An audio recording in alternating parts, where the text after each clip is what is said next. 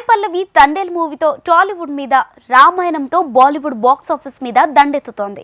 Pan India లెవెల్లో ఒకేసారి 3 ప్రయోగాలతో దాడి చేయబోతోంది. బేసిక్గా తను ఎంచుకున్న రూట్లో తన కెరీర్ ఎప్పుడో ముగిసిపోవాలి. కానీ తనకి ఎందుకు అంతగా కిస్మత్ కలిసొస్తోంది? దానికో సాలిడ్ రీజన్ ఉంది. అదేంటో చూసేయండి. తండేల్లో సాయి పల్లవి పాత్ర తాలూకు షూటింగ్ వీడియో వచ్చింది. తన బర్త్డే స్పెషల్ గా ఫిల్మ్ టీమ్ ఈ మేకింగ్ వీడియోని వదిలింది. నాగ చైతన్యతో జోడీ రిపీట్ చేసిన సాయి పల్లవి పుష్కరానికోసారి మెరిసిన ఎందుకో తన పేరు ఎప్పుడూ మారుమవుతూనే ఉంటుంది. నిజానికి మేకప్ వేసుకోకపోవడం, మొటిమలున్న లుక్ లోనే కనిపించడం, అన్నింటికీ మించి అందాల ఆరబోత లేకుండా పాత్రలో పాతుకుపోవటం, ఇవే సాయి పల్లవి ఫాలో అయ్యే అంశాలు. ఇలా పాత్ర నచ్చితేనే చేస్తా, నచ్చిందే చేస్తా అంటే కెరీర్ గ్రాఫ్ పడిపోవటం ఖాయం. కానీ సాయి పల్లవి మొదటి నుంచి అదే ధోరణిలో వెళ్తున్న కెరీర్ గ్రాఫ్ నెక్స్ట్ లెవెల్కి వెళ్తోంది. సాయి పల్లవి ప్రేమంతో మాలీవుడ్ లో మెరిసింది. అక్కడ ఒక్క మూవీతోనే అందరినీ ఫిదా చేసి, ఫిదా సినిమాతో టాలీవుడ్ జనాలను బోల్డ్ చేసింది.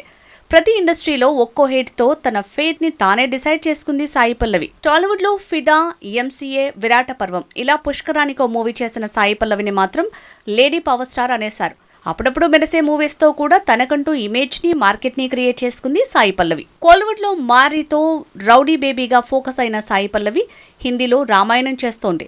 రణబీర్ కపూర్ రాముడిగా కనిపించనున్న పాన్ ఇండియా మూవీలో సీతగా బాలీవుడ్ లో ఎంట్రీ ఇచ్చింది. టాలెంట్ ని, కంటెంట్ డ్రివెన్ స్టోరీని ఎంచుకుంటూ పోతే నయనతారలా సక్సెస్ అవ్వొచ్చని సాయి పల్లవి ప్రూవ్ చేస్తోంది.